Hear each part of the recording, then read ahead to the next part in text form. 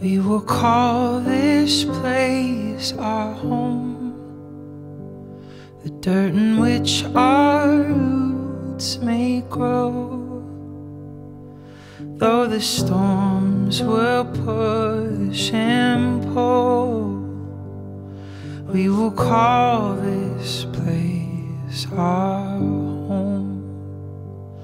We'll tell our stories on these walls, every year measure how tall. And just like a work of art, we'll tell our stories on these walls. I would say coming to Capernwray, I wasn't expecting much. It was all kind of unknown to me, to be honest. I was expecting to leave my bags at the door. I was expecting to spend time with people who are looking for God and who are looking to grow in their faith. Personally, I was really just expecting that God would work somehow. I don't know, I felt like there'd be more guys here. Not as many Americans. I thought there would be more British people. We outnumbered by all the North Americans. And we have. I was expecting to draw nearer to Jesus. I think once I got here, I realized why it was that God wants me to be here.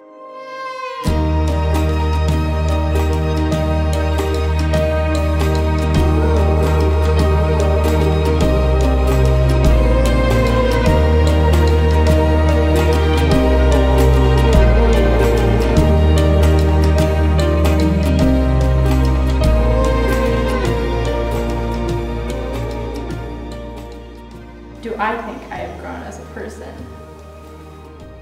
Definitely. I think immensely, yes. Definitely, yes. Maybe like half an inch. At least 2 inches. Yeah. After 6 months of intense Bible reading and intense lectures and stuff, if you don't grow, there's something wrong with you. I've realized like the more poorer qualities of myself, and I'm starting to work on those. Yeah, definitely. I've grown spiritually and personally. There's been many questions that I had coming into school, and then they certainly got answered. I would say I definitely have. I kind of came here like finding my identity in like the world and like my looks and like what people thought of me, but now like my identity is like deeply rooted in like God and like the kind of woman I want to be.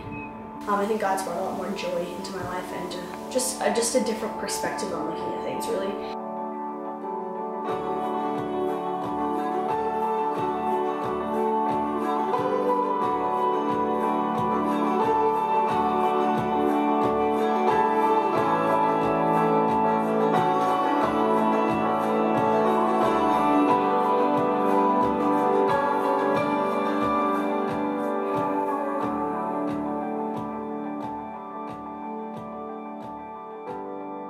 What am I gonna miss most about Capernwray? That's the question. That's perfect. And the answer to the question is the people. Probably the...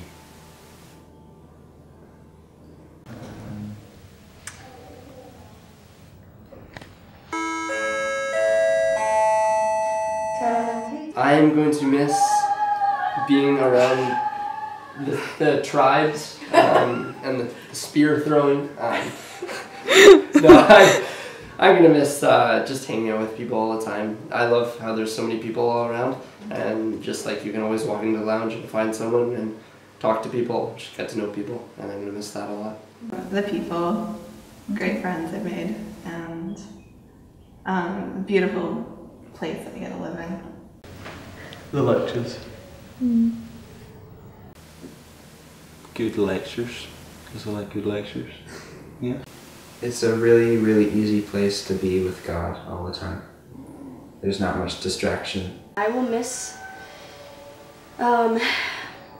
definitely miss the friendships the most. I mean, this atmosphere is just completely enthralling. It's so picturesque, and I think that you know, when you look around, it's not only the fact that you're getting to know these beautiful people, but God feels very present here, and I know that people really shape that atmosphere as well. So it's really just, you know, Capernwray's for a time, and these people are never going to be here again. So if you came back, it would be a completely different experience.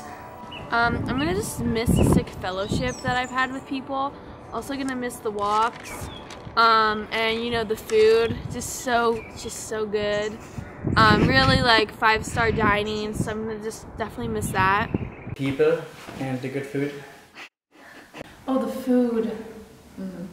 That food though, there's so much of it, and it's there all the time whenever you need it. The food is so good. Can you describe Capernwray in one word? Restoring. Peace. Brill. Greenhouse. That it's kind of like God's greenhouse. It's sort of set apart from a lot of the things that, you know, distract us and keep us from growing, and is really a special place that God uses to do really special things. It's, you know, kind of a safe place, but ultimately the idea is that you come to the greenhouse, and then by the time you're ready to leave the greenhouse, that you've grown and you're ready for the big wide world. If I could describe Capernwray in one word, I would probably use iridescent. Because if you look at a piece of fabric that is actually like iridescent, it comes across as silver, blue, purple, and sometimes white. And and there's no one like theme or color to this place. There's no like, you can't cap it in a nutshell. Like just right when you think it's blue, you turn it another way and it's purple, and then you're like, whoa, now it's silver. You know, that kind of thing. So I think there's so many different ways, and this place has just like brought so much color into my life. And so I think that's what I use.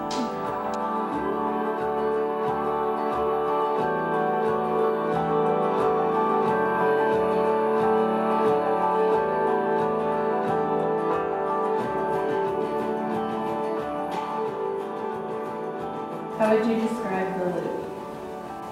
It's indescribable. The loop is just a majestic circle where, you know, like things happen, like good and bad things, but it's kind of like the hit song from the hit movie The Lion King. It's called The Circle of Life. That's how I would describe the loop. Because you enter it, one person, and then leave a new person. Yeah, you have to experience it to understand it. Great opportunity. The loop.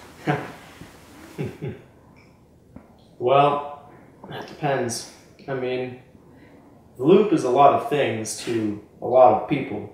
The loop has many uses. For some, it's a great romantic getaway. Just to walk around and talk. It's pretty good. For others, it's a great place to go stargazing at night. For some, it's a great place to go running at various times of the day and on various days of the week. Yeah, the loop is just a great place to go and think. Take a walk with a close friend and get to know them and talk. That's one of my favorite things. You can walk by yourself to be with God and look at the stars at night and enjoy the lambs and the birds, and you can walk with someone you really like.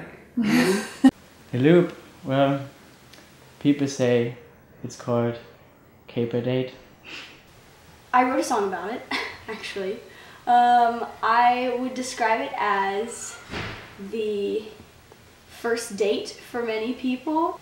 But I think the main thing about the loop for me was that I got the possibility to get near to Jesus and to friends.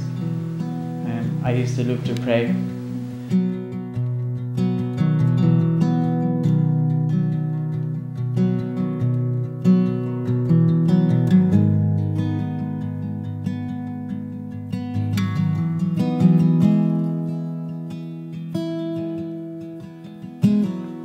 It is God to whom and with whom we travel, and while He is at the end of our journey, He is also at every stopping place. Map stretched out, too many miles to count. Let's just say we're inches apart, and even closer at heart, and we'll be just fine.